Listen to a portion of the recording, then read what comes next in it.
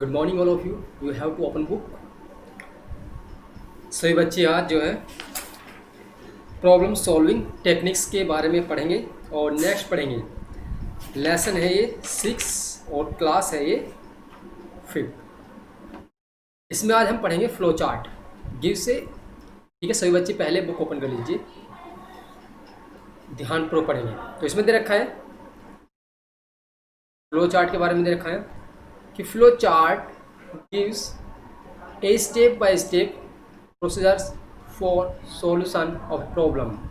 The flowchart is a pictorial representation of an algorithm in which the steps are drawn in the form of different shapes of box, and the logical flow is indicated by interconnecting arrow flowchart symbols.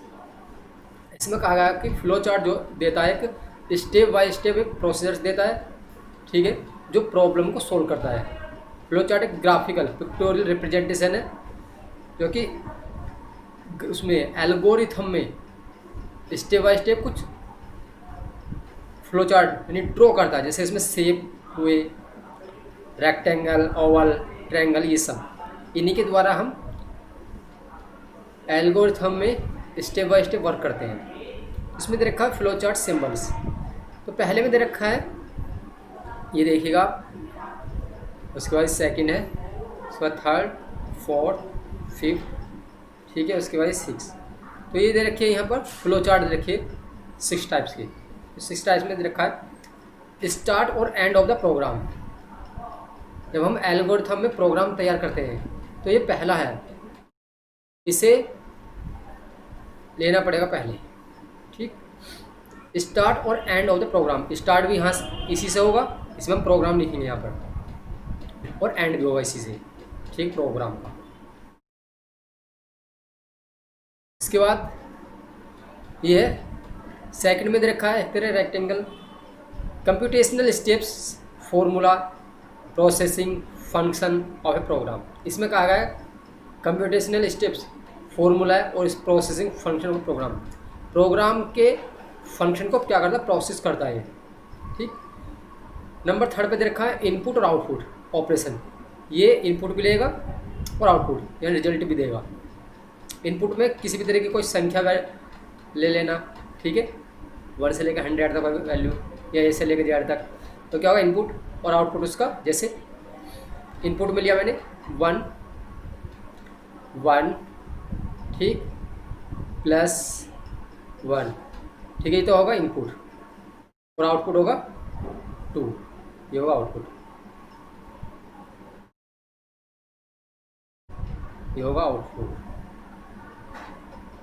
ठीक, इस तरह से। उसके बाद decision making and branching. Decision making and branching, ये निर्णय, ठीक है, पहला ये है, फिर उसके बाद सेकंड ये थर्ड ये फोर्थ ये डिसीजन यानी निर्णय बनाने के लिए यूज किया जाता है। उसके बाद character joining for 2 parts of the program. जब प्रोग्राम 2 पार्ट्स में विभाजित हो तो इससे प्रोग्राम को एक जगह मिलाना होता है, कनेक्ट करना होता है। प्रोग्राम 2 पार्ट्स में विभाजित हो, ठीक है, इस साइड और इस साइड, तो उन्हें एक जगह मिलाना होता है। उसके बाद दे रखा है arrow show the flow of the control. ये एरो शो करता है of flow of the control, flow में लाता है ये प्रोग्राम को, ठीक है। उसके बाद दे रखा है फ्लो चार्ट कैन आल्सो भी, ये दे रखा है ऑडिट प्रोग्राम प्रोजेक्ट, ठीक। तो इसमें दे रखा है flow chart can also be created for any situation flow blow. Algorithm में देखा list the steps of how an algorithm work. इसमें देखा कि एल्गोरिथम में हम लिस्ट वाइज वर्क कैसे करते हैं एल्गोरिथम में, ठीक। उसके बाद देखा ऑडिट, गिव द स्टेप देने होते हैं। फिर रिक्वायर्ड टू टेस्ट सिस्टम और process with step in handle and any problem. हमें स्टेप देने होते हैं, ठीक है, जब हम प्रोग्राम तैयार करते हैं तो इस तरह के स्टेप देने होते हैं। उसके बाद वो क्या का कंप्यूटर जो प्रोसेस करता है, ठीक है, और जो भी प्रॉब्लम होती है उसको हैंडल करता है ऑडिट में। प्रोसीडर्स में दे रखा है, प्रोसीडर्स में दे रखा है list the steps for completing any procedures to help verify everything is done right the first time and every time. List wise step by step complete करेंगे, यानी कोई भी प्रोसीजर जिस तरह से, ठीक, और हेल्प होगी verify everything is done right the first time and every time. First time या किसी भी समय, ठीक है, कोई हम कार्य कर रहे हैं एल्गोरिथम पे, तो उसको क्या गया वेरीफाई भी किया जाएगा ये सही बना है प्रोग्राम या नहीं। उसके बाद program step on how to create और यूज ए प्रोग्राम, स्टेप्स करना है क्रिएट प्रोग्राम को। जब स्टेप बाय स्टेप यूज करते हैं तो किस तरह से प्रोग्राम को क्रिएट करते हैं, यूज करना होता है प्रोग्राम, ठीक। उसके बाद projects give an overview of the steps required for creating a new project और the steps on how to complete the project. इसमें कहा गया कि स्टेप बाय स्टेप जिस तरह में रिक्वायरमेंट होती है, ठीक है, क्रिएट करना होता है एक न्यू प्रोजेक्ट, किसी भी तरह का प्रोजेक्ट ले सकते हैं, और step to step on how to complete the project. उसके बाद स्टेप बाय स्टेप कंप्लीट करना होता है प्रोग्राम को, प्रोजेक्ट को। उसके बाद trouble shooting list the step involve the trouble shooting a problem. Trouble shooting जो होता है कंप्यूटर में प्रॉब्लम जो भी आ जाती है किसी तरह की, किसी भी तरह का एरर, तो उससे प्रॉब्लम को सोल्व करता है, ठीक है, या प्रोग्राम बनाते समय। ये है, मैंने पहले ही बताया है कि ये जो एल्गोरिथम है ये प्रोग्राम पर आधारित है। हमें प्रोग्राम बनाने होते हैं जिससे हम किसी भी तरह की प्रॉब्लम को सोल्व कर सकते हैं, ठीक है, एक टेक्निक्स है, तकनीकी जिसको बोलते हैं। आगे बढ़ते हैं। एग्जाम्पल जिस तरह से ये दे रखा है ये प्रोग्राम है, ठीक, ये इसमें दे रखा है एग्जाम्पल में find the average of 2 numbers, ज्ञात करने हैं 2 नंबर्स, ठीक। तो पहले में दे रखा स्टार्ट, फिर इनपुट एक्स वाई, इनपुट में एक्स वाई दे रखा है, ठीक है, तो एक्स 1 हुआ और वाई 2, फिर सम में प्लस किया उन्होंने, sum equal x plus y, फिर एवरेज दे रखा है औसत, इसका औसत निकालना, तो एवरेज इक्वल सम अपॉन 2, ठीक। उसके बाद दे रखा है ये आउटपुट एवरेज औसत का आउटपुट निकालना, फिर एंड, ठीक। अगर प्लस की बात की जाए तो यहाँ 2 आ जाएगा, जैसे रखा सम अपॉन 2।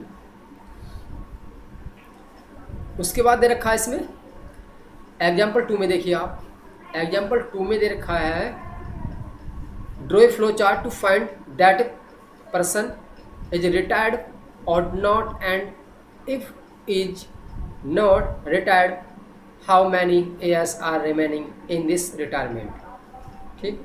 ड्रॉ करना है फ्लो चार्ट और फाइंड करना है दैट ए पर्सन के वो किस एज में रिटायर्ड हुआ। अगर कोई एम्प्लॉयर है, किसी तरह का व्यक्ति है, ठीक है, कोई कर्मचारी है किसी भी गवर्नमेंट विभाग में, तो उसकी जो एज, रिटायरमेंट होने की एज फाइंड करनी है, ठीक है। तो इसमें दे रखा है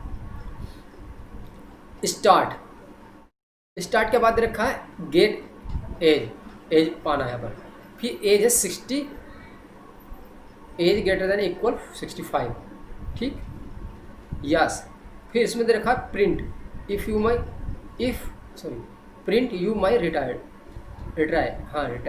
है, ठीक, यदि तुम रिटायर होते, तो उसके बारे में दे रखा है age left equal 65 plus as.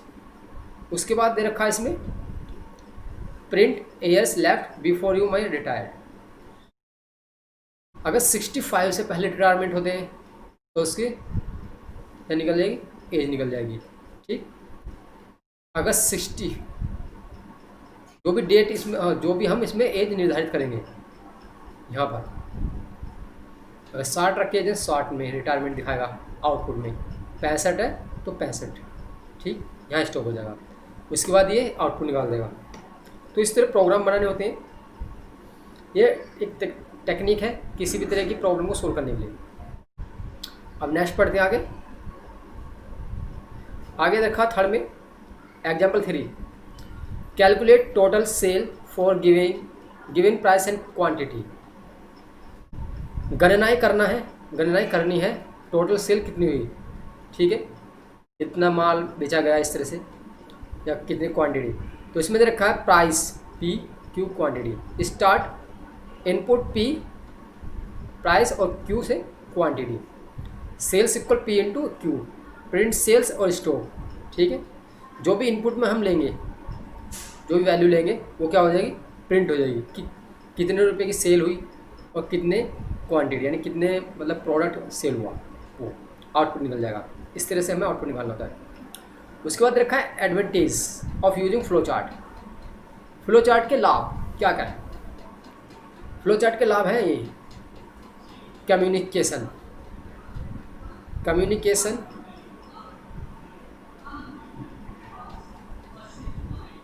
तो कम्युनिकेशन यानी जैसे कम्युनिकेशन होता है सूचना का आदान प्रदान करना।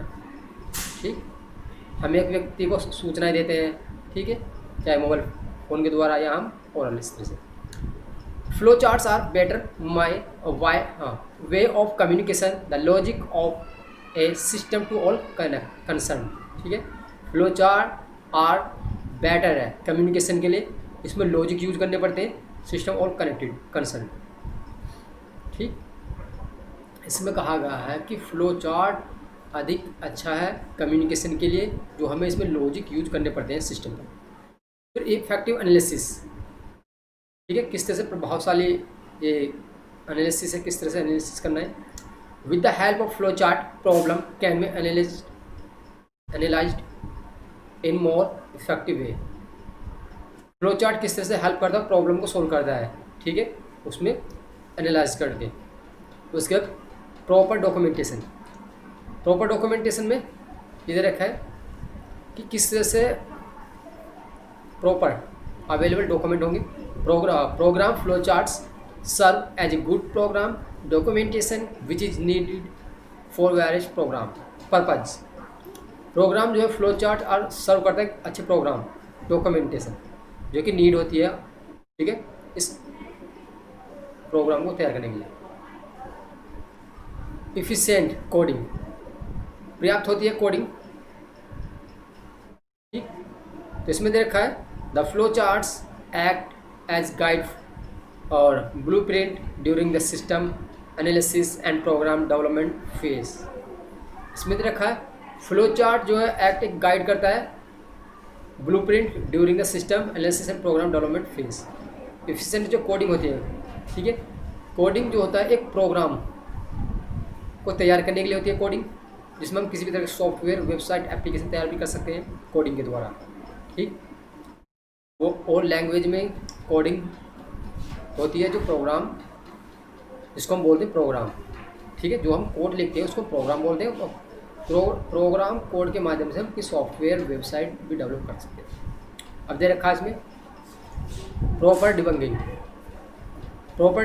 का मतलब है इसमें कुछ एरर फाइंड करना, mistake. Flow chart help in debugging process. Flow chart help करता है डिबंगिंग प्रोसेस में। अगर कोई मिस्टेक आ जाती है किसी तरह की प्रॉब्लम, तो उसे फ्लो चार्ट हेल्प करता है, किस तरह एरर आ जाए, मिस्टेक। एफिशिएंट प्रोग्राम में दे रखा है एफिशिएंट यानी पर्याप्त प्रोग्राम मेंटेनेंस। किस तरह करते हैं, the maintenance of operating program becomes easy with the help of flowchart. It helps the programmer to put effort more efficiently on that part. Maintenance operating program को किस तरह से मेंटेनेंस किया जाता है, ये बहुत ही ईजी है। ये हेल्प करता है फ्लो चार्ट, ये इसके बाद हेल्प करता है program for the more efficient with the part. जिस पार्ट में आप कार्य करना चाह रहे हैं, प्रोग्राम तैयार कर रहे हैं, उसमें क्या करें, उसको मेंटेनेंस यानी मेंटेन किया जाएगा प्रोग्राम को। ठीक है, तो कुछ इस तरह से ये फ्लो चार्ट में एडवांटेज थे, लाभ। ठीक, तो बच्चों ये जो लेसन था, ये पूरा लेसन एल्गोरिथम पर आधारित था। कठिन से कठिन प्रॉब्लम को सोल्व किया जाता है। ठीक है, इसमें हम कुछ प्रोग्राम तैयार करते हैं, जैसे मैंने प्रोग्राम यहाँ दिखाए। ठीक है, ये प्रोग्राम, ठीक, इसी तरह से फिर हम बड़े लेवल पर जाकर हम प्रोग्रामिंग करते हैं, जिसमें हम सॉफ्टवेयर वेबसाइट ऐप तैयार कर सकते हैं। तो ये इसका बेनिफिट था। ठीक है, आज के लिए इतना बच्चों, फिर नेक्स्ट पढ़ाएंगे। धन्यवाद।